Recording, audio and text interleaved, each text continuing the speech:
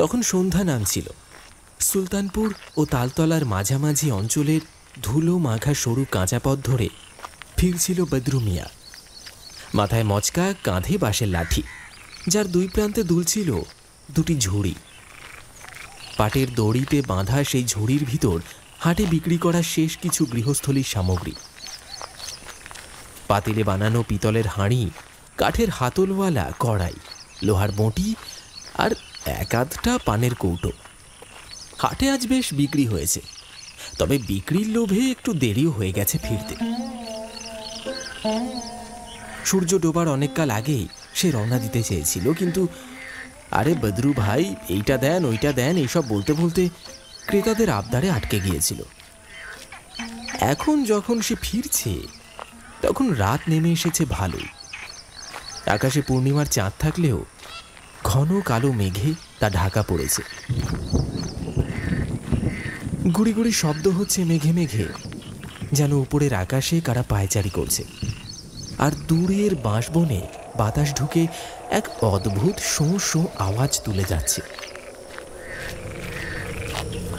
এই তালতলার মাঠটা পেরুতে হবে, তারপর খালের ধার দিয়ে সেই ভয়ঙ্কর মহা শ্মশানের পাশ ঘেঁষে এগিয়ে যেতে হবে। এটা ভাবতেই বদরুর গাটা ছমছম করে ওঠে। দিন দুপুরে লোকজন এই অঞ্চল এড়িয়ে চলে। চারপাশে শূন্যতা, নির্জনতা, আর দূরের বাঁশবনের মাথাগুলো দুলে ওঠে হাওয়ার সাথে।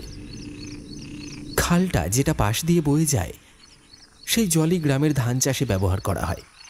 কিন্তু শ্মশানের একেবারে পাশে এই খাল কেমন যেন গা গুলিয়ে ওঠে ভাবতেই।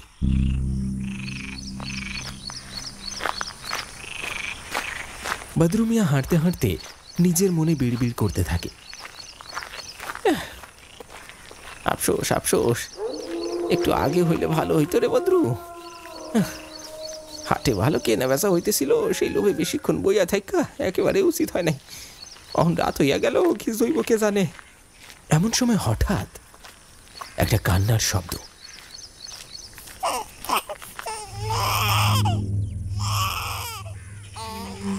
একটা ছোট্ট শিশু গলা, নরম টানা হাহাকারের মতো। বদরু দাঁড়িয়ে পড়ে। বুকের ভিতরটা কেমন যেন ঠাস করে ওঠে। তার হাতের হ্যারিকেন বাতিটা একটু ঝাঁকুনি দিয়ে তুলে ধরল সামনে। বাতির হলুদ আলো তালতলার মাঠের এক কোনায় পড়ল। তালগাছের নিচে একটা ছোট্ট ঝোপ নড়ছে। আরে, এই আওয়াজটা আইতাছে কই থেকে? আল্লাহ, এটা তো বাচ্চার কান্না। শ্মশান পাড়ের এইখানে তো কত কথা শুনি মানুষের মুখে। পা থেমে থাকে না তার। ভিতরে একটা অদ্ভুত টান, একটা অজানা আশঙ্কায় বদরু এগিয়ে যায় তাল গাছটার দিকে। হঠাৎ মেঘ ফেটে গগন বিদারী বজ্রধ্বনি সহকারে বৃষ্টি শুরু হলো।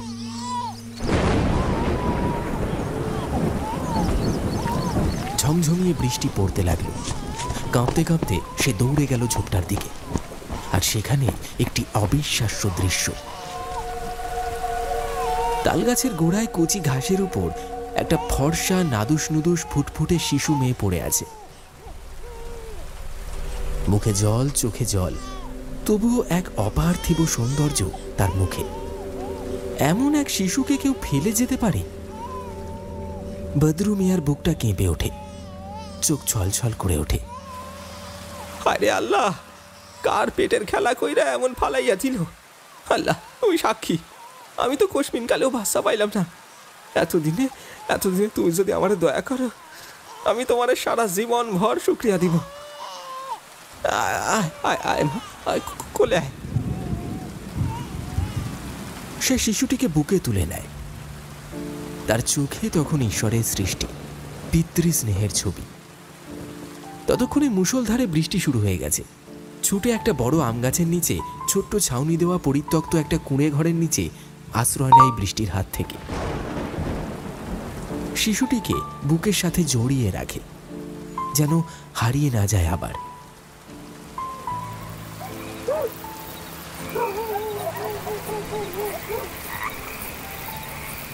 বৃষ্টি একটু কমতেই সে হাঁটতে শুরু করে নিজের ঘরের পথে।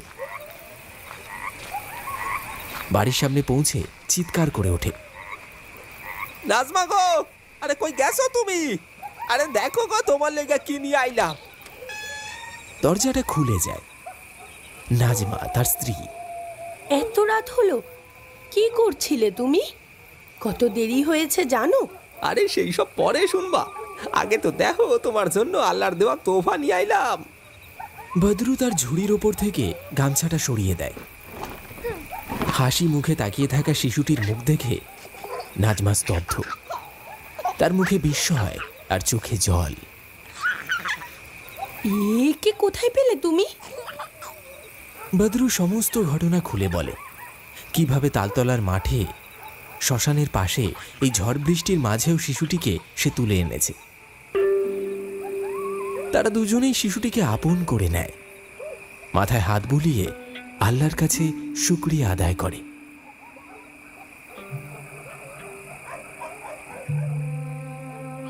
সন্তানটি যখন প্রথম বদরু মিয়ার কোল জুড়ে এসে পড়েছিল, তখন থেকেই তাদের জীবন যেন ধীরে ধীরে এক নতুন ছন্দে বাঁধা পড়তে শুরু করল।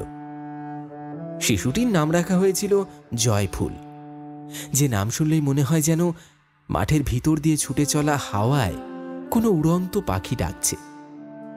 মেয়েটি ছিল অপূর্ব সুন্দরী। ফর্সা দুধে আলতা গায়ের রং, ঘন নরম কোকড়ানো চুল, চোখে সারাক্ষণ কিছু একটা খুঁজে বেড়ানোর কৌতূহল, আর তার ঠোঁটের কোণে এক শিশু সুলভ নির্ভরতার হাসি।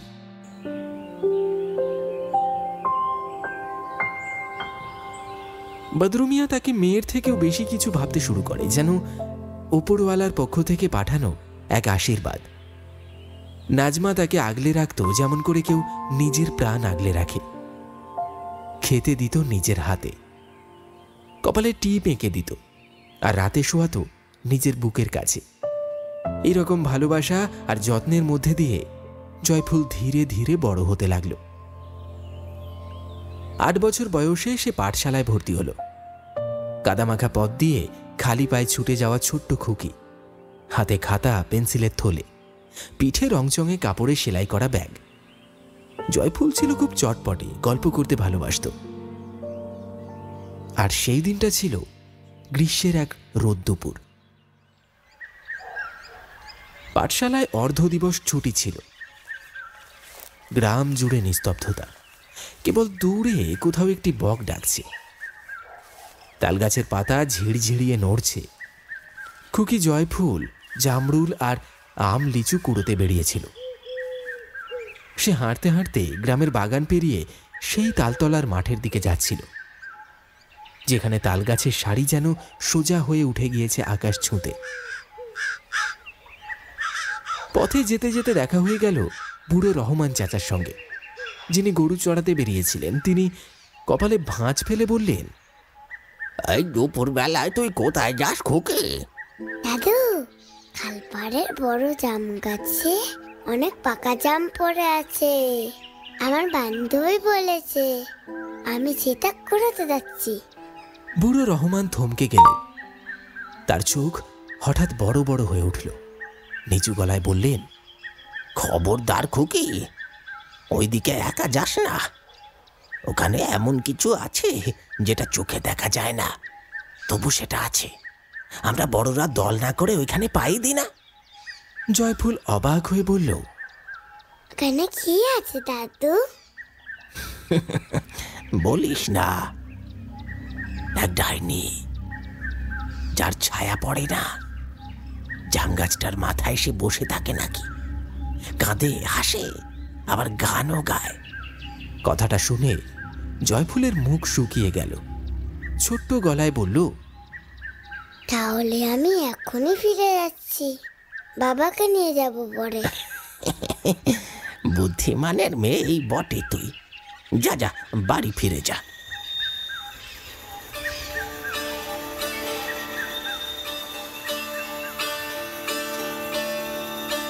জয়ফুল দৌড়ে বাড়ি ফিরে এলো।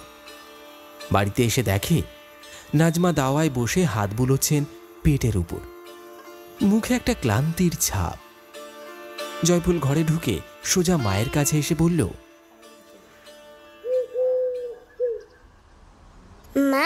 আমি তোমার জন্য জামরুল আর লিচু এনেছি, তুমি খাও। তোমার পেটের ভিতরে আমার ছোট ভাই বোন আছে, তারাও খাবে। কি মজা! এই দুপুরবেলায় কোথায় কোথায় ঘুরছিস খুকি? আজ তোর বাবা আসুক, নালিশ করে দেব। কিন্তু মেয়েটার মুখের দিকে চেয়ে তার হাতে তুলে ধরা লিচু আর জামরুলের দিকে তাকিয়ে মুখ থেকে রাগ যেন গলে জল হয়ে গেল। তিনি জয়ফুলের মাথায় হাত বুলিয়ে দিলেন, তারপর এক মায়াময় হাসিতে বললেন, তুই তো আমার খুকি, আমার জাদু খুকি।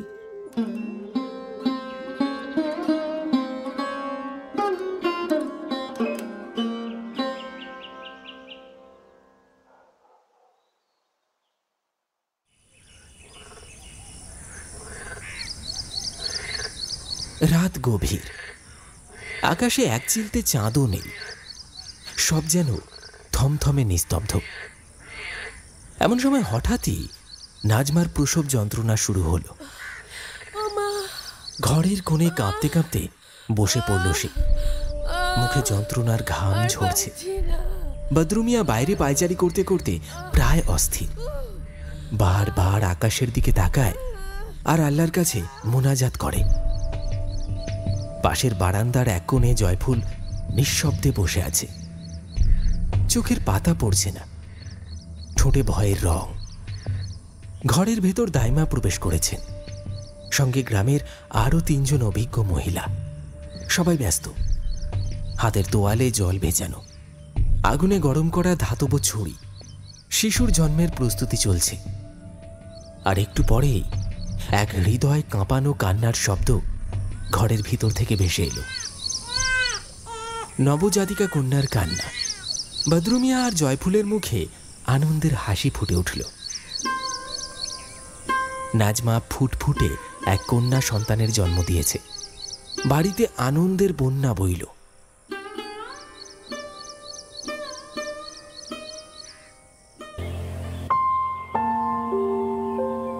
দিন যেতে থাকে, মাস পেরিয়ে বছর যায়। বদরুমিয়া এখন আর হাটে হাঁকডাক করে না, তার নিজস্ব দোকান হয়েছে, ব্যবসার বিস্তার ঘটেছে, টাকা পয়সার মুখ দেখেছে সে। গায়ের মানুষ এখন তাকে সম্মান করে। আর সেই কন্যা সন্তান নাজমার গর্ভজাত ধীরে ধীরে বড় হতে থাকে, চোখে মুখে আদরের ছায়া। তার 5 বছর বয়স হয়েছে। তার জয়ফুল, সেই কুড়িয়ে পাওয়া মেয়েটি তখন 13 বছরে পা রাখছে। তবে ঘরে এক অদ্ভুত পরিবর্তন লক্ষণীয়। নাজমা আর বদরুমিয়া যেন নিজেদের সন্তানকে নিয়ে এতটাই ব্যস্ত যে জয়ফুলকে দিনে দিনে যেন ভুলেই যাচ্ছে। তাকে আর আগের মতো কেউ ভালোবাসে না। তার পরনের কাপড় ছিঁড়ে গেছে, গায়ে ধুলো মাখা মলিন মুখ, মাথার ঘন কালো চুল উস্কো খুস্কো, অযত্নেই বাড়ছে। তার পা ফাটা, চোখে ঘুম নেই। পাঠশালার খরচ বহন করা সম্ভব নয়, এই অজুহাতে তাকে পাঠশালাও ছাড়িয়ে আনা হয়েছে। অথচ ছোট বোনকে নিয়ে কত আদর, কত যত্ন, ঠিক যেমন করে একদিন তাকে আগলে রাখত এই পরিবার। জয়ফুলের মনে প্রশ্ন জাগে, সে তো সবাইকে ভালোবাসে, তবে তবে কেন সবাই এমন বদলে গেল?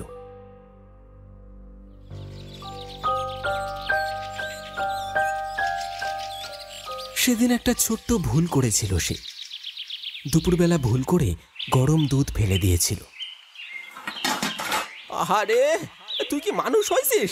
একটা কাজ ঠিক মতো করতে পারিস না। বদরুমিয়ার গর্জন ভেসে এলো। জয়ফুল মুখ নিচু করে দাঁড়িয়ে থাকে, কিচ্ছু বলে না। তার চোখে জল, ঠোঁট কাঁপছে। সে জানে উত্তর দিলে হয়তো আরো বেশি করে বকুনি খেতে হবে। সারাদিন থালা বাসন মাজা, ঘর ঝাড় দেওয়া, ছাগল চড়ানো সবই সে করে যায় মুখ বুজে। বিকেলবেলা কাজ সেরে সে নিঃশব্দে বাড়ি ছেড়ে বেরিয়ে পড়ে। কেউ টেরও পায় না। সন্ধে ঘনিয়ে আসে, কিন্তু জয়ফুলের আর দেখা মেলে না। ঘরের দাওয়ায় বসে থাকে নাজমা আর বদরু মিয়া। নাজমা বলে,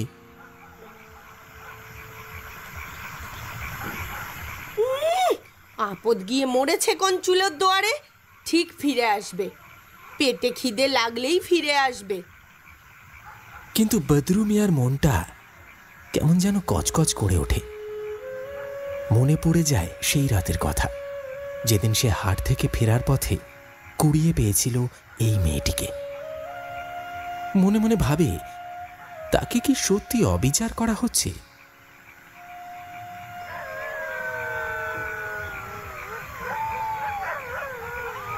রাত গভীর হয়, আকাশে মেঘ জমে, শুরু হয় ঝিরঝিরে বৃষ্টি।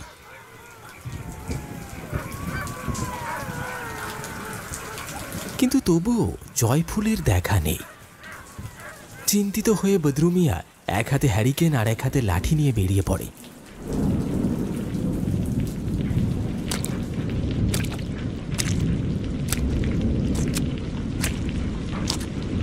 গোটা গ্রাম চষে ফেলে। কাঁচা পথ, বাগান, বটতলা, পুকুর পাড় সব জায়গায় খোঁজে, কিন্তু জয়ফুল নেই।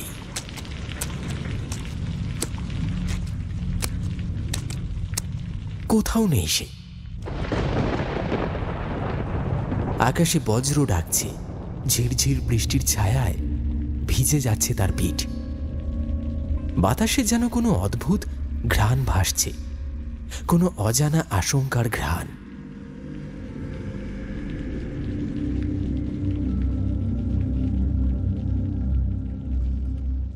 নিদারুণ কয়েকটা দিন কেটে গেছে, জয়ফুলের কোনো খোঁজ নেই। গ্রামের অলিতে গলিতে, মাঠে বনে, পুকুর ঘাটে খুঁজে খুঁজে ক্লান্ত বদরু মিয়া আজকাল সন্ধ্যা নামার আগেই বাড়ি ফেরে। নাজমা যে এককালে জয়ফুলকে নিজের প্রাণ পাখির মতো বুকে আগলে রাখত, আজ যেন তার কোনো স্মৃতি আর নেই। যেন এমন কোনো সন্তানের অস্তিত্ব কখনোই তার জীবনে ছিল না। প্রতিদিন ঘরের কাজের ফাঁকে ছোট মেয়ের খাওয়া পড়া, জামা কাপড়, চুলে বেনি বাঁধা, এইসব কিছু নিয়েই ব্যস্ত নাজমা।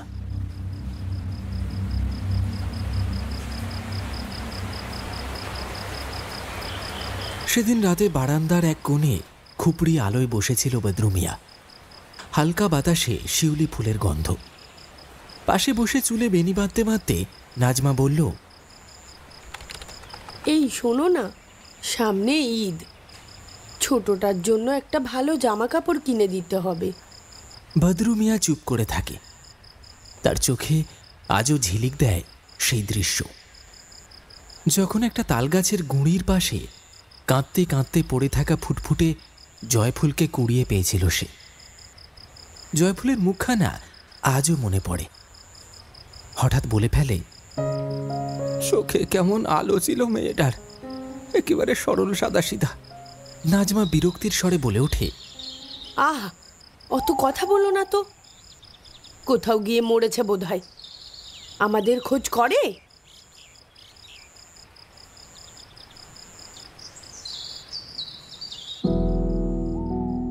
এভাবেই সময় গড়াতে থাকে। লোকমুখে কথাও ওঠে, মেয়েটাকে বুঝি কেউ তুলে নিয়ে গেছে, বা হয়তো নিজের ইচ্ছেতেই কোথাও চলে গেছে। একসময় মানুষ ভুলে যায় জয়ফুলকে, কিন্তু কিছু একটা যেন বদলাতে শুরু করে ঘরের ভিতরেই। ছোট মেয়েটির মধ্যে কেমন অদ্ভুত সব পরিবর্তন দেখা যায়। খুকির চুল যা একসময় সরল ছিল, হঠাৎ করেই যেন ঘন হয়ে উঠেছে। ঠিক কোঁকড়ানো গোছে, যেন আগুনের শিখার মতো এলোমেলো। তার গায়ের রং ছিল চাঁপা, আজকাল কেমন একটা ফ্যাকাশে ফ্যাকাশে লাগে। আর সারা শরীরে ছোট ছোট কালচে ছোপ, যেন পোড়ার দাগ। সেই রাতে চুপচাপ বসে থেকে বদরু মিয়া বলল, কেমনটা হইল কত নাজমা, মেয়েটার গায়ের রংটা কেমন যেন বদলায় যাইতেছে, আর চুলগুলাও ঠিক আগের মতন নাই। চোখে চোখে কিছু অস্বাভাবিক লাগতেছে না তোমার? হ্যাঁ, আমিও তো সেটাই দেখছি। এই চলো না কালই বৈদ্যমশাইয়ের কাছে যাই, কোনো রোগ হয়েছে নাকি কে জানে। মেয়েটিকে নিয়ে শুরু হয় চিকিৎসা। কখনো তাবিজ কবজ, কখনো ওঝা, কখনো আবার ডাক্তারের ওষুধ, কিন্তু ফল কিছুই হয় না। শেষমেশ একদিন তার মাথার চুল পুরো কেটে ফেলা হয়। পরদিন সকালে উঠে দেখা যায় চুল ঠিক আগের মতোই লম্বা আর কোঁকড়ানো হয়ে গেছে। ব্যাপারটা দেখে বদরু মিয়া বলে ওঠে, এই চুল চুল তো একেবারে জয়ফুলের মতো। তবে এসব কথা সে মুখে বলে না, একাই ভাবে। আরেকদিন রাতে তো আরেক ঘটনা। তখন নাজমা ঘরের কাজ করছিল। ছোট মেয়েটি এসে তার আঁচলে মুখ ঘষে বলে, মা আদর করো না, আগে তো আমাকে বুকে নিতে তুমি, মাথায় হাত বুলোতে। নাজমার কেমন যেন শিউরে ওঠা লাগে। এমন কথা তো ছোট মেয়ে আগে কখনো বলেনি। একদিন আবার বদরু মিয়া খাটে বসে আছে, মেয়েটি হঠাৎ পিছন থেকে জড়িয়ে ধরে বলে, বাবা তুমি কোলে বসে একটু ঘুমাই, আগে তুমি ঘুম পাড়াতে আমাকে মনে আছে? সেই মুহূর্তে বদরু মিয়ার মনে হলো এই কণ্ঠটা, এই তোতলানোর ভঙ্গি, এ তো সেই 13 বছর বয়সী জয়ফুলের ছায়া। কি করে তা হয়? কেমন করে ফিরে আসে কেউ যাকে সবাই ভুলে গিয়েছে? নাকি কিছুই হারায় না, শুধু রূপ বদলে ফেরে?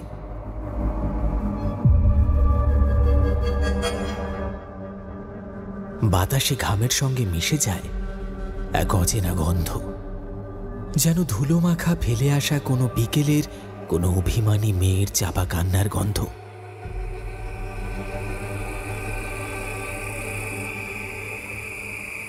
আর বদরু মিয়ার ঘুম হয় না। তার বুকের ভিতর যেন কেউ চুপ করে ফিসফিস করে, আমি এখনো এখানে আছি।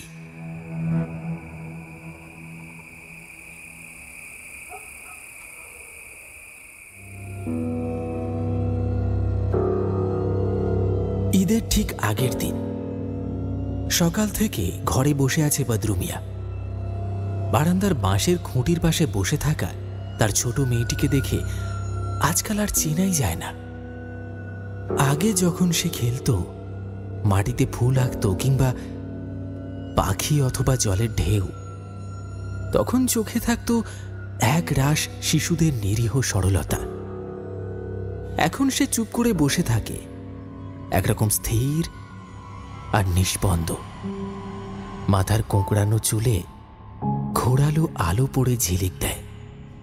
তার চোখে আজকাল আর বাচ্চা মেয়েদের মতো চকচকে কৌতূহল নেই, বরং কোনো গহন দুঃখ অথবা অনেক দেখা জানা অভিজ্ঞতার ছায়া যেন। সন্ধ্যা নামতে নামতে নাজমা ঘর ঝাড় দিতে দিতে বলল,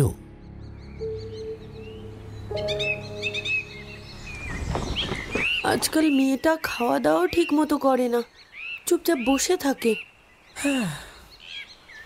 বদরু মিয়া একটা নিঃশব্দ দীর্ঘশ্বাস ফেলে। তার বুকের ভিতরে জমে ওঠে একটা অদ্ভুত সংশয়।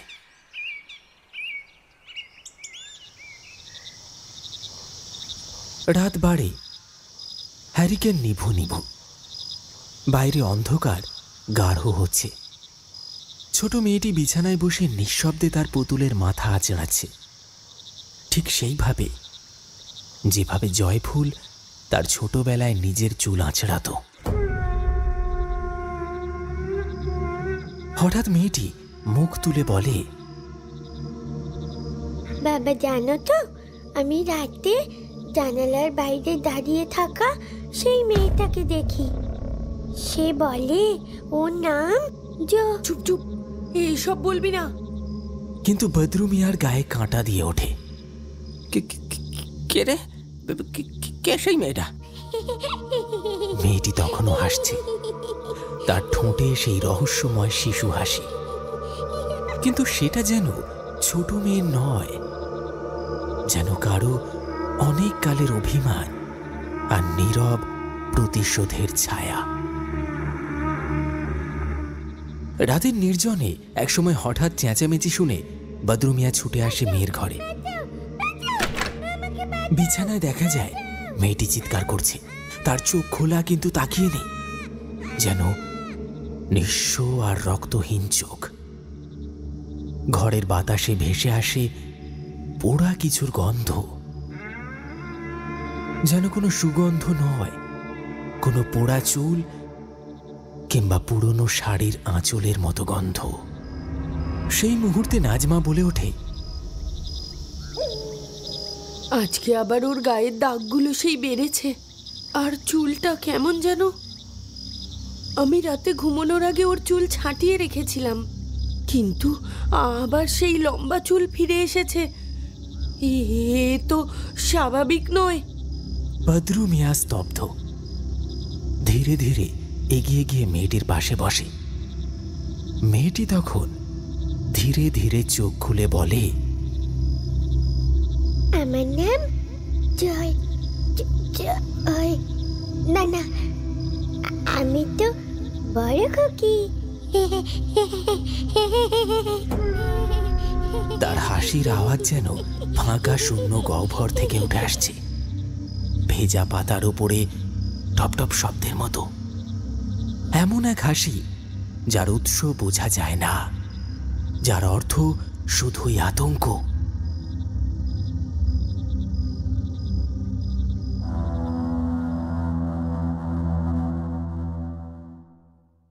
দিন পেরিয়ে যায়। এদিকে আশেপাশের মানুষও লক্ষ্য করতে শুরু করেছে এই মেয়েটি রাতে একা একা বাইরে ঘোরে, পুকুর ঘাটে বসে থাকে, আর হঠাৎ হঠাৎ আপন মনে কথা বলে। কেউ কেউ বলছে, আরে এই তো সেই মুখ, একটু খেয়াল করে দেখো। আরে হ্যাঁ, এই তো বড় মেয়ে যেমনটা ছিল হুবহু তেমন। কিন্তু তবু কেউ মুখ ফুটে ওদের সামনে কিছু বলে না।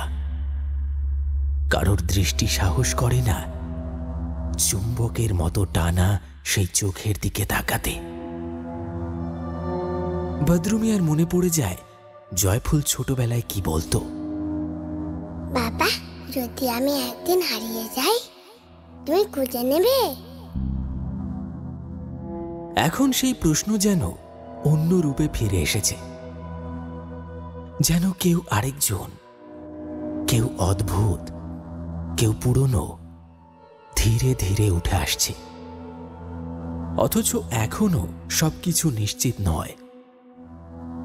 সত্যি কি ছোট মেয়ের শরীরে ফিরে আসছে হারিয়ে যাওয়া জয়ফুল, নাকি এই রহস্যের আড়ালে আরো গভীর কিছু লুকিয়ে আছে যার মুখ এখনো দেখা যায়নি?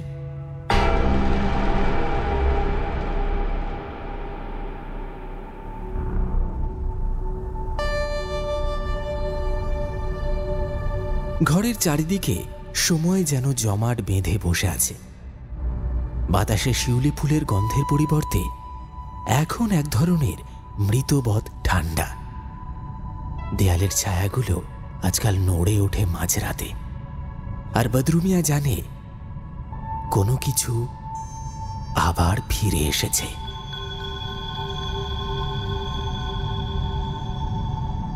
বদরু মিয়ার বুকের ভেতর কেমন যেন একটা গুমোট কষ্ট জমে থাকে এই কয়দিন ধরে। কেমন যেন ধরা ছোঁয়ার বাইরের এক শূন্যতা তার বাড়ির চারপাশ ঘিরে ফেলছে, একটা চাপা আঁধার যা শুধু চোখে দেখা যায় না, কিন্তু ত্বকের নিচে যেন ঢুকে পড়ে। তার ছোট খুকির দিকে তাকালে বুকটা কেমন যেন মোচড় দিয়ে ওঠে। একেই তো বড় আদরে মানুষ করেছিল, তার উপর এখন এই অদ্ভুত পরিবর্তন। আগে সে মা মা করে ঘুরে বেড়াতো, এখন সারাদিন চুপচাপ থাকে, অথচ ঘরের কাজকর্মে তার আগ্রহ বেড়েছে আশ্চর্যজনকভাবে। সকালবেলাতেই উঠে পড়ে সে, নিজেই ঘর ঝাড় দেয়, উঠোন সাফ করে, বাসন মাজে, মাঝে মাঝে রান্নাঘরে গিয়ে নিজেই কিছু একটা বানায়, খায়। যে খাবারটা সবাই মিলে খাওয়া যায় সেটা কখনো চুপি চুপি একাই খেয়ে ফেলে সে। কেউ কিছু বললে ভাঙা ভাঙা গলায় বলে, আমার খিদে পেয়েছিল। আর সেই খাওয়া খাবার পরে রান্নাঘর বা বসার ঘরে পচা আষ্টে মতো একটা অদ্ভুত গন্ধ ছড়িয়ে দিত, যেন রক্ত, পচা মাছ আর পোড়া চুলের গন্ধ মিশে একটা গা গুলিয়ে ওঠা অনুভূতি তৈরি করে। নাজমা কয়েকবার সব ধুয়ে দেয়, কিন্তু গন্ধ যায় না।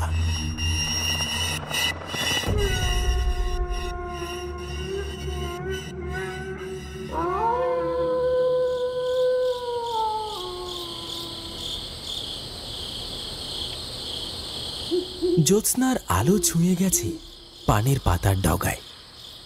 হাওয়া নেই, অথচ যেন পাতাগুলো কাঁপছে। সেই নিশুতি রাতে হঠাৎ ঘুমটা ভেঙে যায় বদরু মিয়ার। বাইরের জামরুল গাছের দিক থেকে যেন কিছু একটা খচর মচর আওয়াজ আসছে। সে নিঃশব্দে উঠে দাঁড়ায়, হ্যারিকেন জ্বালিয়ে ধীরে ধীরে দরজা ঠেলে বেরিয়ে পড়ে বাইরে।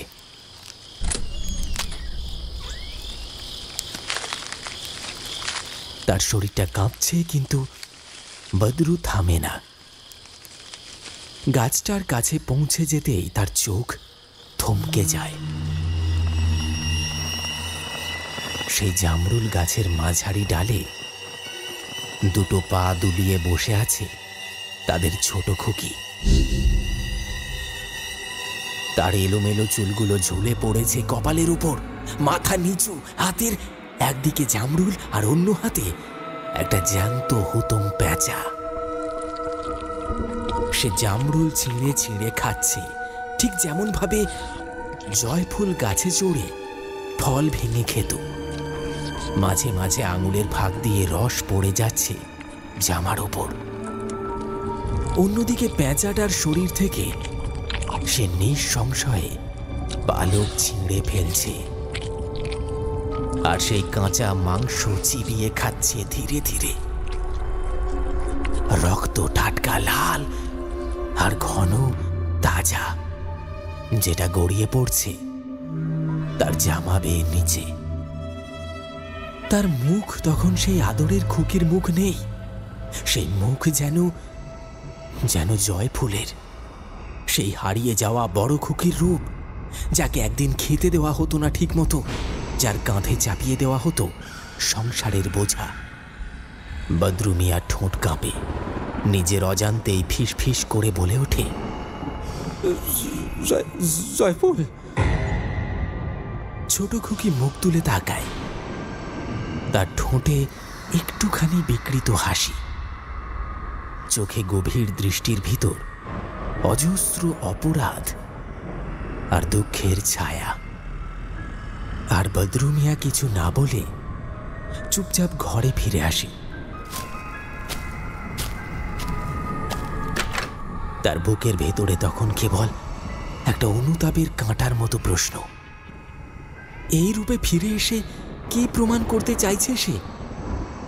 ভালোবাসার প্রতিশোধ কি এমনও হয়?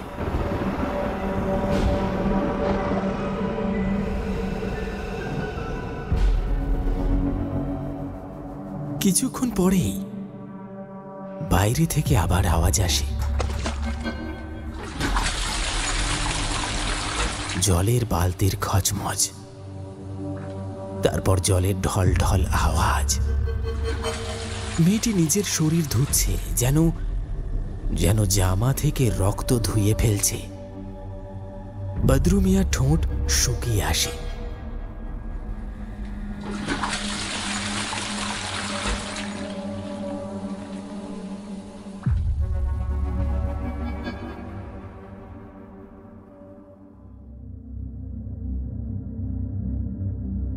পরদিন সকাল হতে না হতে নাজমার ভীষণ জ্বর আসে।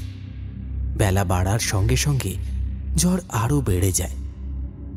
তার শরীর ছুঁতেই যেন আগুনের মতো পোড়ায়।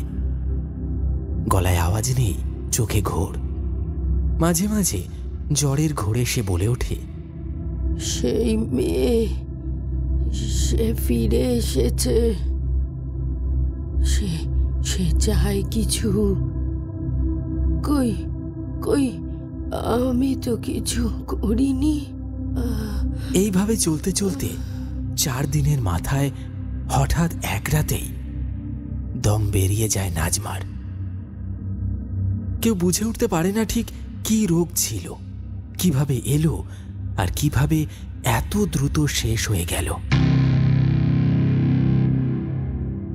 সেই রাতেও তাদের ছোট খুকি উঠোনের এক কোণে বসেছিল। পায়ের কাছে ছড়িয়েছিল কয়েকটি জামরুল আর একটা অচেনা পাখির পালক। বদরু মিয়া তখন জানালার পাশে দাঁড়িয়ে একা একা ফিসফিস করে বলে, তোরে তোরে কষ্ট দিছিলাম মা গো, তুই কি এইভাবে ফিরবি? তার প্রতিশোধ এত গভীর।